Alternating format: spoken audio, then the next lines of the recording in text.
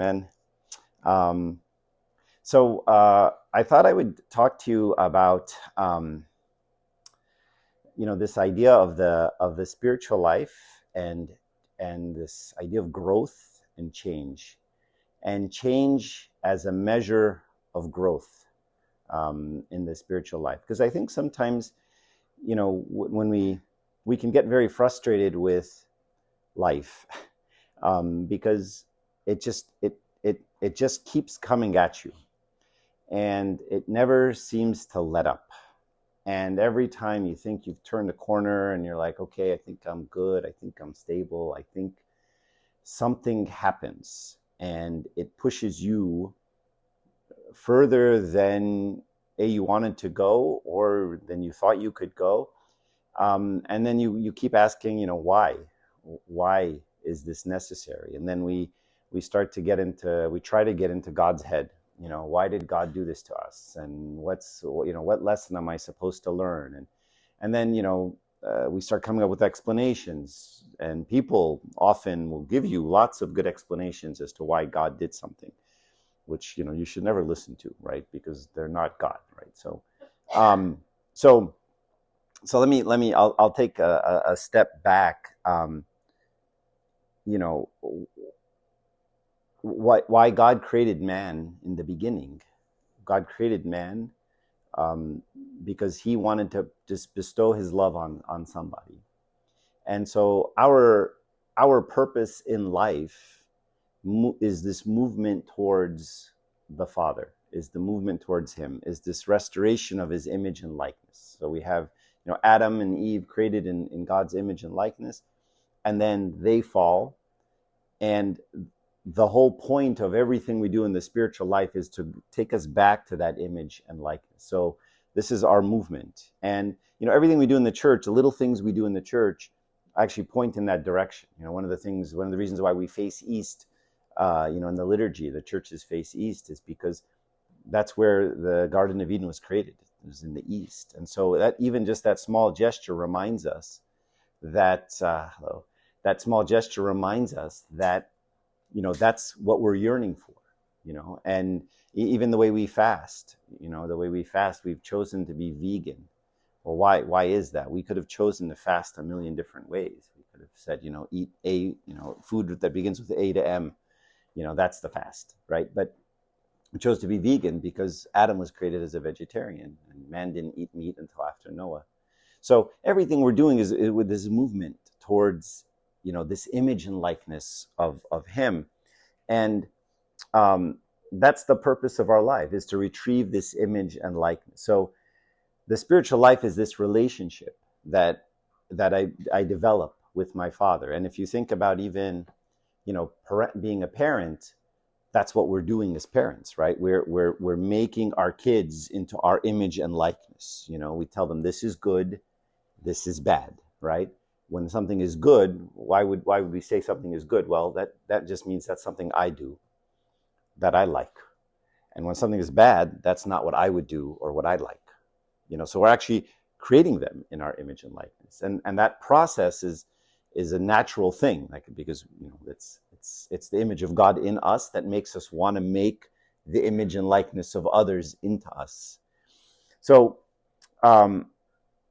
our purpose is get closer by God. So by definition, it's a movement. It's change. Okay? And this change can happen fast or slow. And there's pros and cons to both, right? So, we look at Lent, we read stories of, the prodigal son.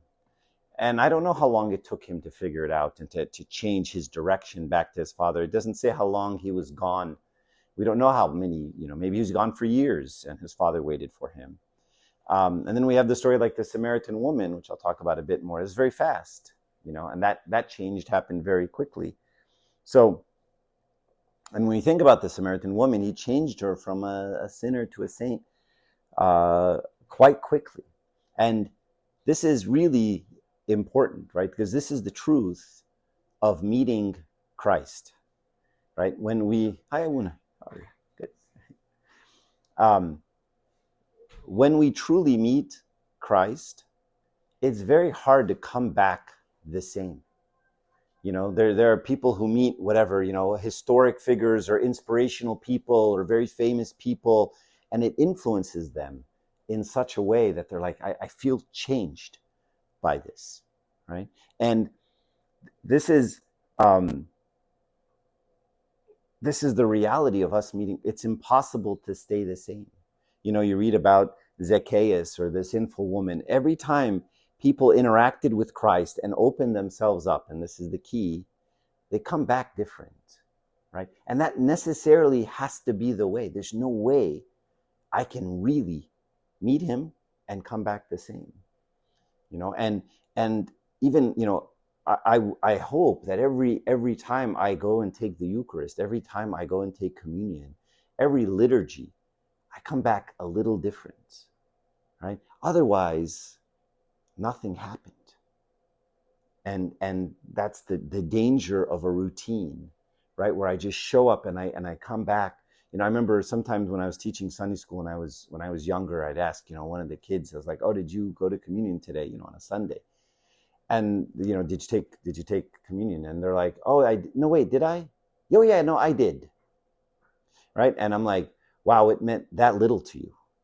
You barely remembered it, you know? And so that event is a meeting of Christ. And if we take it that easily, well, then it's not much of a meeting. So when we really come into interaction, and some of you may have had the experience of meeting people who were really, you know, off the path for a long time, you know, and we're all old enough now. We know people who've kind of strayed. And sometimes you run into them 30 years later, and they're super spiritual people. And you're like, what happened to you? You know, it's like they went crazy. And they went crazy because they met God after years of being away from him. You know, and you find these people and they show up to, you know, Abuna's office or the church, and they're like, I'll do anything. Give me the job that nobody else wants to do. Right? And they'll drive Abuna around, they'll clean the church, they'll do anything. Right? And it's a switch that's so big. And that's how you know they actually met him. Right? Because there's something different about them. So, you know, humans, we get used to a lifestyle and we get used to a routine. Even if it's sin, you can get accustomed to it and it can become your style. And you can say, you know, I've been baptized, I take communion, I go to confession every couple of months, I attend liturgy regularly, I go to Tizbeha occasionally, you know, I go to the women's meeting once a month, you know, I do the things. But yet, here I am, and I look back, and I think I'm the same like I was 5 years ago. And as we get older, it's very easy to stagnate.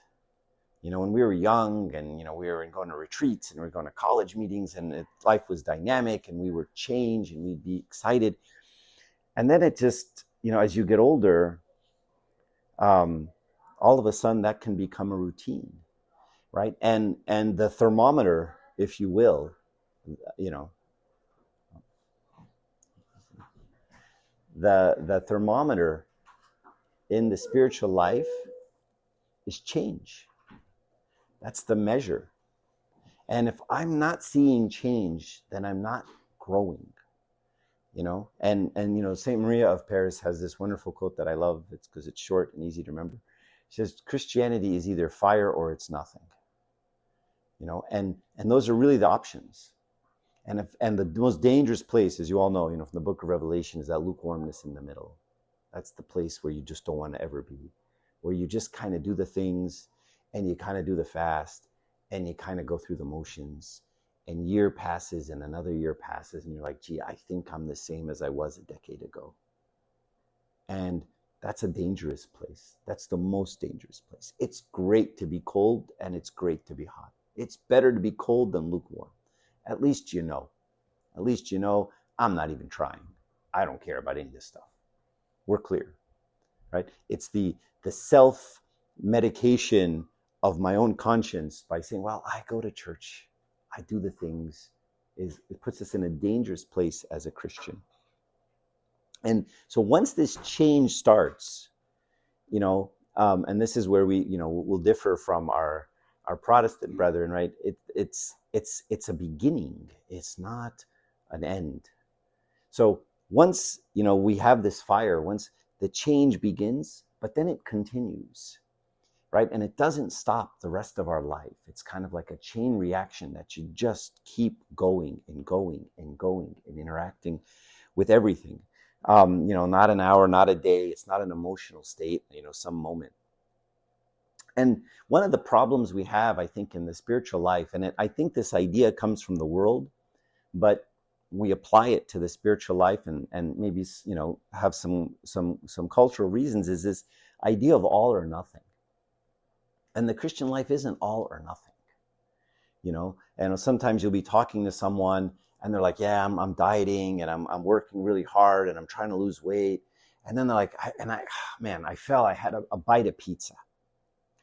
Okay, so then what happened? Well, then I had 4 slices. I might as well, right? And you're like, well, it really doesn't work that way, right? Each bite has this many calories, and right now you're just gonna have to work that much harder later to try to lose that weight, right? So having 4 slices just because we fell, it doesn't work like that, right? I had a potato chip, so I ate the bag, And so we think in these terms, and it's a very dangerous way to think. And sometimes we think like this in the spiritual life.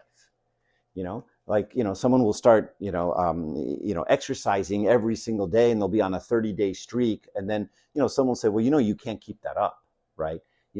It's just you're going to fall at something. You're going to stop at something. Then you break your streak. You're like, man, I messed up. No, you didn't. You exercised for 30 days, right? Just start exercising again. And so those 30 days were valuable. It's not about a streak. It's not about an all or nothing.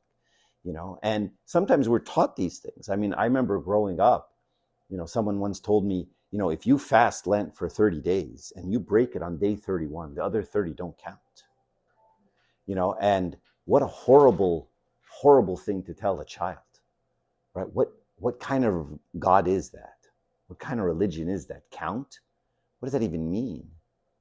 Right? And so, then you think, well, I broke it. I might as well. Okay? And that's the dangerous, slippery slope that we see, and we see a lot of our youth falling into this. I was talking to a girl, and she got on a dating app and she hooked up with some guy. And then next thing I'm talking to her and she's like, yeah, well, now I'm on dating apps all the time and I'm constantly hooking up and blah, blah, blah. I'm like, why? Why are you doing this? And she's like, well, I'm not a virgin anymore. So what's the point? And because we've made it all or nothing. And I'm like, no, Habibti, every one of those interactions is going to take a piece out of you. It's going to be dangerous. It's going to be, it's messing you up. It's not all or nothing. It's not, well, I'm a virgin, then khalas, right? I'm not a virgin. So, when this mindset enters into our spiritual life, then we kind of think I've got to reach this level, or might as well just get drunk, right? I might as well just whatever. Okay. And then we give up. And really, as soon as we give up, this is the weapon of Satan, the defeat of hope.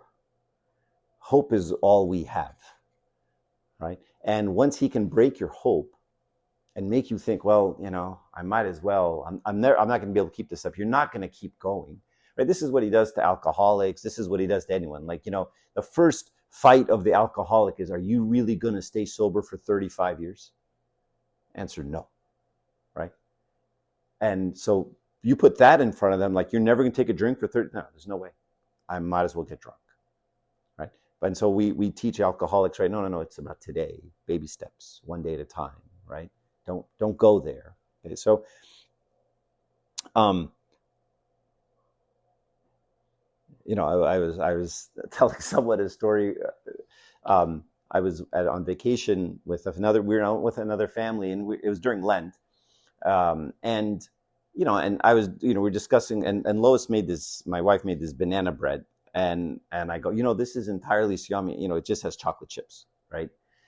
But, they're semi-sweet, not that big of a deal, right? And so then the person we were with, and I really love her, and she's great. She's like, oh, so then it's Fatari. And I said, it's not that Fatari. It's banana bread, it's just chocolate chip. And she goes, you might as well eat a steak. And I was like, what? And We got into this for like 3 hours, and she's like, once you break it, you've broken it, and so this mindset of you might as well eat a steak, right? That isn't the way a fast is meant to be, even of a, I mean, Ramadan, yes, right? But not ours, right? Ours is about limiting ourselves, and there's adaptations that priests give all the time to people for certain, so, but that mindset is, well, then just you go crazy, right? And this all or nothing is a dangerous perspective. So what we want to think about is this idea of slowly, constantly changing and growing, a little at a time. Okay, and this process has to be the only way, we continue on our path to God, and without losing hope. So, and we have to ask ourselves, I mean, if I'm doing all these things and I keep going through the same motions and nothing's changing, then maybe I need to, the definition of insanity is doing the same thing and expecting a different result. Maybe I need to change it up a little bit, right? In our spiritual lives, when we're young, everything's new and exciting. We get older, it gets a little stale, it's stagnant, it's the same old, right? Well, then change it. Do something different. Try different service. Interact a different way. Read a different book. Push yourself outside of your own limits. And we even see this, when you talk about,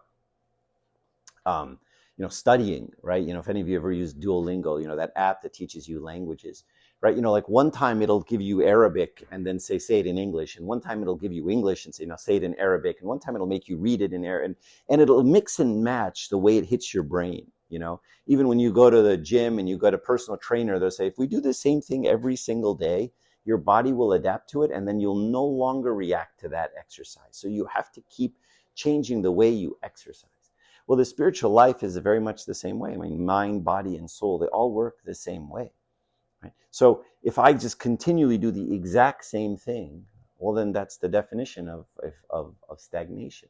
Okay? And if you're not growing and again, mind, body, and soul, then you're deteriorating. Like if you reach a point where you say, well, I'm fit now. I've exercised and I'm fit. Well, okay, so now what? Well, now I'm going to stop exercising because I'm fit. I've reached fitness. Well, what's going to happen, right? You'll no longer be fit. Okay, so you can't just stop, right? And the spiritual life, sorry, I'm getting so hot. The spiritual life is, no, it's fine. I'm just going to, fan a little. Oh. Okay. I think you're menopausal. Huh? Oh boy, here we go. Oh, that's perfect. Thank you. Okay.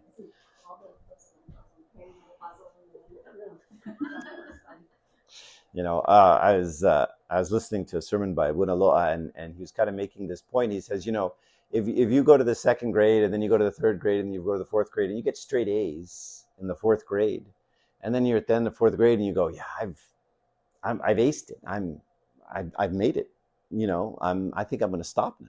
It's like, well, you're great for a fourth grader, but you're really dumb for a fifth grader, right? So, and sometimes we'll stop at a certain spot, and you even see it sometimes. Unfortunately, you'll meet a 40-year-old spiritually at 15. Like, well, you're still saying stuff like this. You're 40, and usually they're men, right? And it's like, you're 40 now. Why'd you stop at 15 spiritually, right? And so if we're not growing, we start going backwards. And sometimes it doesn't take long at all. You look at the story of the Samaritan woman. I mean, how long did the apostles go to buy food in the next city or whatever? I mean, what was it, gone 20 minutes, right? It didn't take long. And I think this is also part of the fear, right? Sometimes we think, well, I just don't have time for church, right? And because in our mind, more time is more church is more good, and I need this much time. And it really isn't like that, The time we spend at church isn't some measure of how good we are, and the more we spend, the better we are. It is on the other side. It's the causality is in the other direction, right? Once I'm aflame, I'll want to spend that time, right? And that will be an outcome or a manifestation of my own heart. It's kind of like, do you want to spend a lot of time with some guy? And the answer is no. He's boring. He's this. He's that. But what if this, the guy of your dreams, right? And not now, but when you're engaged, right? So, that he's a great, and now you want to spend all your time with him. Okay. If I'd ask you, would you want to spend 12 hours with some guy? You're like, no. Guys they smell bad and they're stupid, right? But this one I do want to spend with, right? So sometimes we think it just takes a long time, but it doesn't, right? I mean, that interaction with Christ and the Samaritan woman is very small, right? But it started a spark, right? And again, I'm not saying the Samaritan woman was some spiritually mature woman after 20 minutes, right? She wasn't fully developed yet, but the motion had been set, and it started a trajectory in her life that, and you can read about her, that she actually did all of these things. Same with, Saint Longinos, the person who put the spear in Christ's side, ended up dying as a martyr, right? Again, that one martyr, that one move, no, sorry, not to put the spear, but said truly this was the Son of God. That one movement started something in their life. So, can half an hour change, a woman who's been married 5 times and living with another man? Absolutely, right? But the key is how I approach it, right? And if I allow myself to let the liturgy and my Bible reading and my whatever it is be some, thing that I got to do, And again, this all or nothing is very damaging. Sometimes someone will set off to read the Bible in a year, which, I'm not a big fan of, to be honest, but whatever. And I got to read my chapter a night. And now I'm like, now I'm down 4 chapters. I'll never get caught up. I'll stop reading now. I gave up. I failed at reading the Bible in a year. Read a verse. Read 3 verses. Read something and read it with depth. Read it prayerfully. A verse can change a life very, very easily. So sometimes we'll get so caught up that I didn't finish my chapter, and I'm stuck on I didn't finish my chapter. But what did you read? And did you read it from the heart? And that's way, way more important than anything else you could have done. And the other part of this, of course, is growing too fast, which is also dangerous. Now, this is less dangerous for people our age, but when we're teenagers, when we're young, they try to grow too fast in the spiritual life, and unfortunately, they think I'll attend a lot of stuff and then I've grown spiritually, right? I spent 37 hours at church last month or week or whatever, and that's a measure of my spiritual growth. Okay, and they'll grow too fast. And when if someone's growing too fast, it's unnatural, right? In fact, cells that grow too fast, we call that cancer, right? It's not supposed to grow that fast. If a child is 4 years old and is 5'7", there's a problem.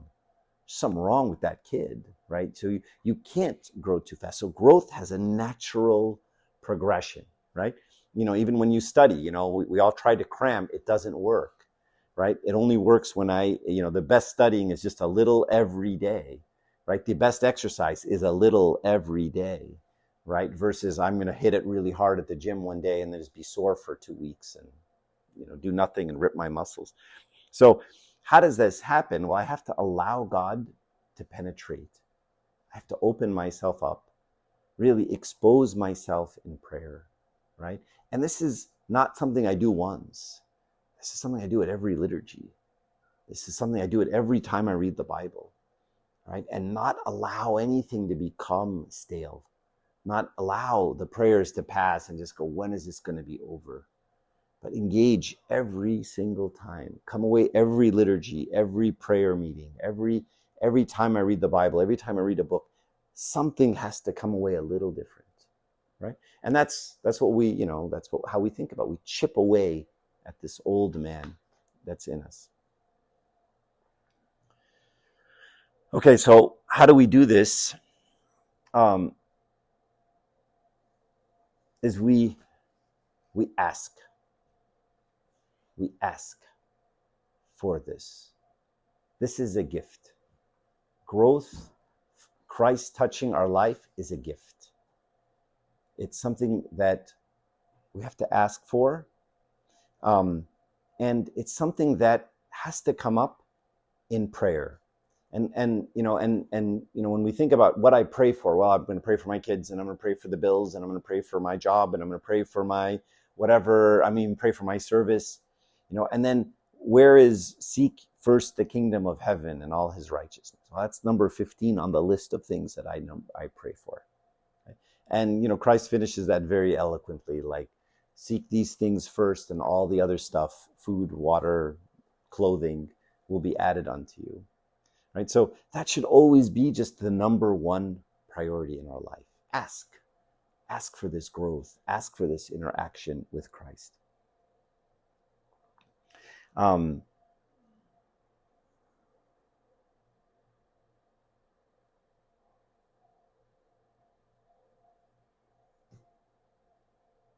anybody have any questions? I can continue, but maybe I'll stop for a second. Yes. So you said it's a gift, and that there can be like a condition where you're benefiting from so many things. But if you're not experiencing that, is there still value in continuing faithfully, hoping you'll get there? Yeah, absolutely. So, yes, I wouldn't suggest stopping until you feel it. It's kind of like, I'm not benefiting from exercise, so I'll stop exercising until I lose weight, and then I'll start again. Right? Or I feel kind of sick. I don't want to go to the hospital yet. I'll wait till I get better, and then I'll go to the hospital. So, that's one extreme.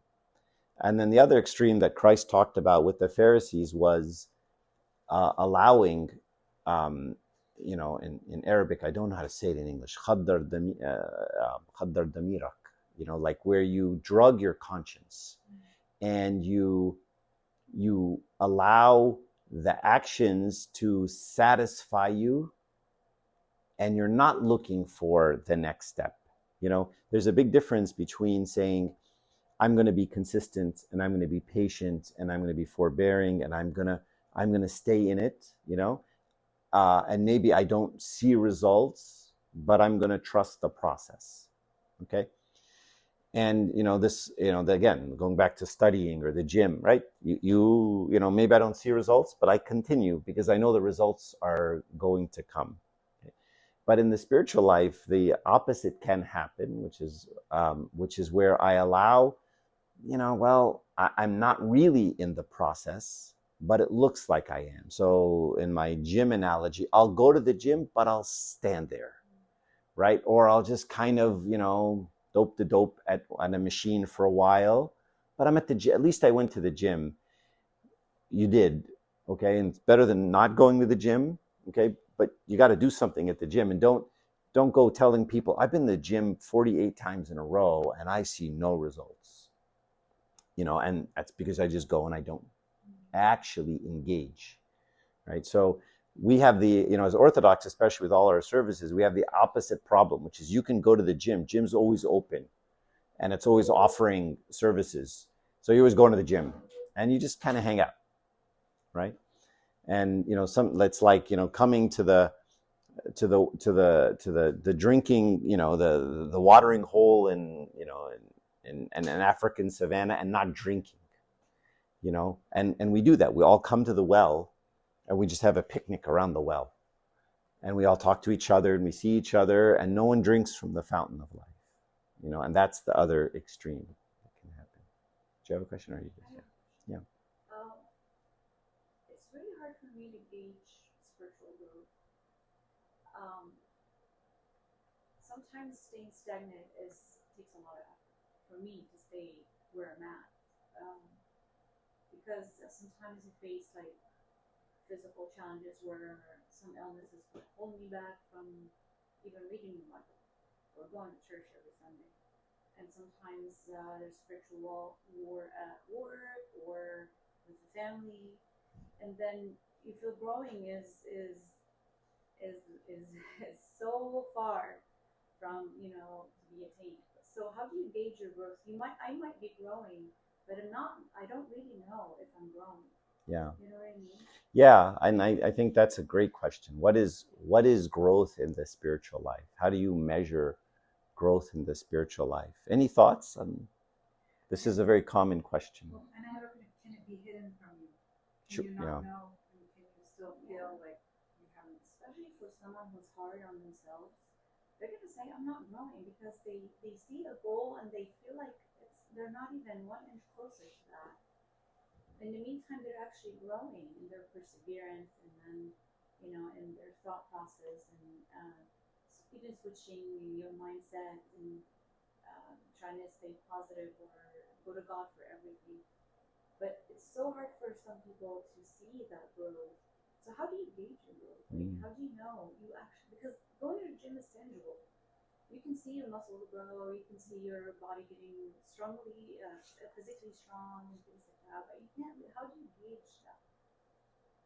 Good question. Thoughts? I struggle with that. I happen to be a person who's hard on themselves. Like the smallest thing, I have to read and monitor. Don't be so hard on me. Like I talk to myself like I'm my own baby. Like if Summer was in front of me right now, would I be talking to her like that? I wouldn't be talking to my child like that. So I have to like constantly monitor how I correct myself. Sometimes I'm a little too hard. But it's also hard for me to gauge. I could be growing in my spiritual life, but it's so hard for me to gauge because a lot of things are holding me back. You know what I mean? Well, I mean, I'll complicate it even further.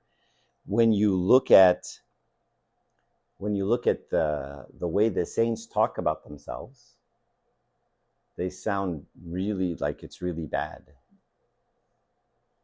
Like, I'm the worst of all sinners. St. Paul says, I'm the chief among sinners. So what's that about? And these are the people who are close.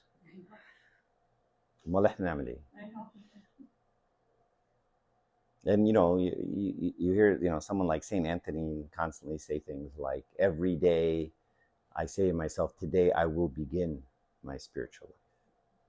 So St. Anthony's saying, I think I'll start my spiritual life today. Right? So in a way, it sounds like he feels like he's stagnant and he's beginning. Yeah. He feels like he's in one spot and he hasn't moved and he hasn't moved. Yeah. And he's telling himself, I'm going to begin. I'm going to grow. No, I don't think he feels stagnant. I think he wants to start. That's different. He's not even stagnant. Huh? No. It's not that he's stagnant. It's that he started and then he fell and then he started again. And I think the closer you get to God, your standards are constantly changing. And so for St. Anthony, we're talking about him, maybe the reason he's saying that is he feels like I could do more. Like, you know how when they equate it to when you're getting closer to light, you start seeing like the smaller blemishes, deformations or whatever. So maybe that's why I'm saying that. But I agree with Summer. It's a struggle. It's very hard. Well, how do I know if I need to do something different? Is I guess what I'm struggling. Yeah. Speak with whatever I'm right now and give advice. How can proceed, grow up more? But what if that's not helping? I mean, well, sometimes I feel like I'm getting too much credit for it. Like when he talks to me, I'm like, you're giving me too much credit. Like I'm not really that person that you're referring to. And so yeah, it's really hard for me to feel like I actually grew this year a little bit closer to where I need to be. So I guess the question is, what does that mean? Where I need to be. Like again, what's the measure of growth in spiritual life? I mean, I think I can think of some measures that I would not consider measures. And someone will say, well, I fasted more days this year than I did last year. I'm not a big fan of that one. I read more chapters this year than I did last year. I'm not a big fan. Now, I'm not saying you shouldn't read more chapters and you shouldn't fast more days, but that isn't the measure of whether or not I grew closer. And to me, the best measure that I can think of is the amount of time from when you fall to when you get up. So, some of us fall and we just stay down. This is I had a bite of pizza, I'm just going to have 4 slices of pizza and I'm going to binge eat for the next 3 months. Okay? This is someone who's in bad shape, in that approach. But then there's the person who takes a bite of pizza and says, okay, shouldn't have had that bite. I'll be better. And that amount of time from when I fall to when I get up. And I hope as time passes, that rhythm becomes very, very quick. Because when we fall or when we mess up, we can dig in, we can get stubborn, we can get pig-headed, we can say, well, no, that's because he was doing this, or that's because my kids are doing this, or that's because my situation is like this, right? And we dig into the sin. And the saints were very transparent and aware of their own faults and their own heart, such that even a small feeling, you read a story about Saint Arsenius. I can't remember who it was, but he some cart had been going and it had bananas on it or some kind of fruit, and one of the fruit fell, and he saw it and he ran to it, he picked it up and he ate it, and then he was very sad about how he had acted and how gluttonous he was in taking that thing, and he very quickly repented over this very small action, which any of us would think is not a big deal. But his heart was very attuned to why he had jumped in on the food like that. His heart was very sensitive, And there's people, as we get closer to God, as we get closer to God, whenever we hurt anyone, we're very attuned to it and we're very sensitive to it and we're very quick to apologize. So I think the first lesson is, I don't think we should be trying to measure how much better I am than before. What I'm talking about isn't the measurement, it's about the process, right? It's about focusing on every interaction I have with Christ to open myself up. Right? And if I truly open myself up to Christ, every chance I get, every prayer, every reading of the Bible, then I can't, like the Samaritan woman, I can't come away different. I have to come away, I can't come away the same. I come away different. So it's, again, a lot like the gym or studying. It's about the process, and they always tell you, fall in love with the process and then the results come. So you don't want to focus on results, but you do want to focus on this process, and you want to be able to say, look, that I'm in a movement, and that I never reach a point where I say to myself, I'm good now. Because the moment you say that, then you've compromised the message of the gospel. There's just no way you're ever going to reach that point and feel like that. And like you said, the closer we get to God, the worse we feel about ourselves. And that's a great feeling. Nothing scares you more than when you talk to someone and goes, I don't know why I confess. There's nothing for me to confess. How this would, are you kidding me right now? That's a shocking statement. You are so unaware of yourself and how you interact with people and what you're doing that you would make such a statement. That's a crazy statement to me. There's a lot of people that think that way. Can you talk more about the getting up, types of falls and then types of, movement forward? Because maybe we feel like, I know I did this, I screwed up, but then what does that path look like of the getting up? The hardest part, I think, of of getting up is the forgiveness of yourself and going easy on yourself and seeing yourself the way God sees you.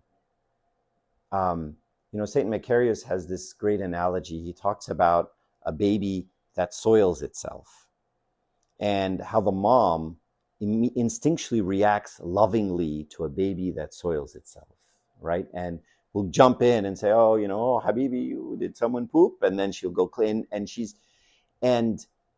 the baby never has the thought, man, my mom's going to get sick of me pooping on myself, right? And the mom never will. It's a baby, right? And sometimes we don't view God that way. Someone will say, well, like in any relationship, if Christianity is a relationship, well, if I mess up with my wife over and over and over again, she's going to stop loving me, right? And that's true in a human relationship, right? But the better relationship is, Christ did say, call me Father, right? So the better relationship is the parent, kid relationship, and not teenage kid, but like a baby, because teenage kids, you want to kill them, but the babies, right? The babies, they can do no wrong, right? And there is no amount of mistake that would ever make a parent not love the baby or stop changing the baby, right? And the baby, as it does whatever, it doesn't even think to itself. There's a time when my parent is going to stop loving. That doesn't even occur. They just cry, and then the parents come running. So, I think that's how we have to view ourselves in light in terms of God, because otherwise we're just going to give up on ourselves. Because otherwise just none of us have any hope. I have a question. In the spiritual life, or the growth process, can you encounter things that you didn't struggle with before? Like, can God reveal to you or unearth or open up things that were hidden before, and you're like, oh, I guess I have a problem with this. I didn't realize. You know what I mean? Yeah, Come to surface.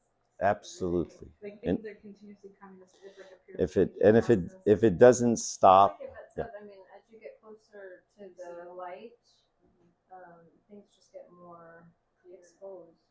So, when the house is in the sunlight, you see, oh my God, it's so dusty. Like, why? But when it's dark, you don't see it. So it's the same conceptually, I think, with as we continue to get closer to God, just more and more gets exposed of our. So you get a sense of, oh, my fault is this, this, and this, and this. So you kind of fix those, and then you're on that trajectory, and then you get closer to God, and you're like, oh my God, there's also this, this, and this, and this. So yeah, I think yeah. Or it was like a deeper layer that wasn't showing up yet, but it now shows. You know what I mean? Like if someone didn't used to have anger issues, and they're working with spiritual, and now suddenly anger is showing up. Is that something new, or was that something hidden that now it's coming up? Like that's hormonal. I wouldn't know. No, I think it's life too. I think that can be life as well. It's like what life throws at you. Sometimes, when you were 18, there were certain things that were happening, but then when you're 40, it's a totally different ball game, right? So I think the enemy gets more creative too as you grow and then as you attain more wisdom. Like, no, I didn't try that. Let me try that with her. Then they start. Or God permits maybe trials to reveal actually if you were calm because you never were encountering these situations, or you were generous because you had a lot, or you know what I mean? Like right. you get thrown into the. Having your own kids. The surface is many things. You can even think of it as I agree with especially the last thing you said, which is God permits more things. In fact, some of the saints tell us when someone upsets you or there's a trial, you should thank the person. There's a story about Abuna Shoy Kamel, Abuna Tedros tells it, and someone was giving Abuna Bishoy Kamil a very, very hard time. And Abuna Tedros got a little heated, like, well, you know, that's my dad, and you leave him. And he's like, la, la, la, la. You know, God sent her to me. God permitted this for my purification. So, you know, as you continue, right, you start to see the people who, you know, including your children, your spouse, your boss, your whoever, these are gifts. I know this is a very high level, right? But that's how they see it, because you expose something. You know, one of the saints talks about it like, he says, you know, think of it as a cauterizing instrument, you know, that's going to come. And now there's this part of ugliness in me that this person exposed, you know, and you didn't see it in you. You didn't know it was there until the perfect storm of that person and this situation, and I was hungry, and, you know, everything else came together, and you're like, holy moly, you know. And I would even say this is not random. You know, it's like, imagine a coach, you know, you know, you're a track, you run track in high school, and coach does a workout. And then at the end of the workout, you're like, hey, coach, that was a great workout. It was so easy. I didn't even sweat. I mean, if he's a good coach, what's he going to do tomorrow? He's going to beat you down. Like, you're going to work hard. It's like, because if you don't sweat in a workout, you didn't work out. You're not getting any better, right? So not only would I say it happens, but it's purposeful, right? I mean, there's God is you know, and as life happens, it just gets harder, you know. And same with anything. I mean, after fifth grade, there's sixth grade, and sixth grade's harder than fifth grade, you know. And once you stop and say, oh, I think I'm good, you know, like a good coach, a good teacher is going to push, right? And so God is allowing these things to come in, you know. And Abuna Metta talks about it as like, you know, in his book, The Grain of Wheat, he talks about it as God is allowing all these little things of life to eat away at your ego, you know. And you know, the verse, unless a grain of wheat falls and dies, it produces no fruit. So he's saying that the whole point of it is this death to the self. And so every time someone comes and he or she, you know, gets you upset, right? Really, the battle should go within at that point. You're like, why am I upset right now? Okay? And you have to ask yourself that question. Why am I bothered? And the answer, I can tell you the answer, you know, is already, you know, no matter what the situation is. The reason is, they shouldn't have talked to me like that. I deserve more respect than that. I earned this, blah, blah, blah. I. It's your ego, right? And so what's constantly happening is people come into your life that test your ego. And you didn't think you had ego. And you think, oh, I think I'm pretty good. Until that situation, you're like, why am I upset? Oh, there it is again. Right now I got something to work on, you know? And I think that's by design, you know? And so we're constantly, as we get better, as we get closer, we start to realize how weak we actually are. And God keeps sending us these people in our lives and situations to push us to the next level. Yeah, one more thing like that kind of stops that is when I read that God hardened somebody's heart. Yeah, I don't know what that means either. With Saul, for example, against David, you know. Pharaoh, yeah. Pharaoh against Moses. Yeah, I don't know what that means. I don't know, but like, is it really like, is it a switch? No, I mean, I guess even if he does, I mean, we cannot question his wisdom. I guess it goes along with what you're saying. Maybe he's trying, like with David, he's trying to bring out something that he wants to purify him in, and that's why. I mean, I don't know. It's just a mystery to me. It is a mystery. I would love to find out. Yeah, I mean, and does he harden these people? Like, sometimes you're interacting with people that are normally good, but there's situations where you see that their heart is hardened and they act in a weird way, and you can't explain it. Not necessarily because, I mean, maybe I'm not seeing that I did something wrong or provoking to them, but why am I being treated like that? Mm. I don't know. It's a big philosophical question. It really is. I mean, maybe it fits in my head when I think of it in the opposite way. When I say, sometimes God, It's not. Oh no. yes, Why are you wearing a mask? How many? Do you want to join? How many men does he have? They're all watching your kids. Oh. Well, what time is the men's meeting? I thought it was 8:30. Yeah, Well, I saw 7, so Yeah. We Well, still you have didn't 15 make it minutes. earlier. Yeah. okay. And we're gonna extend it for 2 minutes for the interruption. Start over. Start over. It's a Soccer. FIFA game.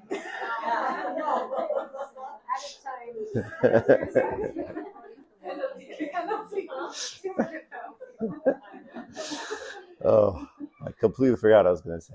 We're talking about how God. Yeah. You said you were gonna look at it from The opposite way is can you think of it as God softens some people's hearts? God works on people's hearts, and so the absence of Him working on softening your heart is, that's the only way I can think about it. But yes, go ahead. No. In those contexts, they were given several attempts, like chances. God gave Pharaoh many chances, even Old Testament, and I studied Old Testament, and I was in this Bible study, and the the beginning of the Bible study, they're like, okay, what do you think of God in the Old Testament has this reputation of being like, oh my gosh, rough and harsh, and he just drops people dead, And as we dug in verse by verse, you see, so patient, we're like, he let the Israelites do what? And then you know what I mean? And so all these things, God gives several chances. He's very, very graceful God in the Old Testament, especially we see it in the Old Testament. And so I'm like, But I feel like, why is the Bible deliberately saying that God? Why are they blaming it on God? That's the part that is getting to me. Yeah. And Is it because God is the wall, so it's that push that Pharaoh met,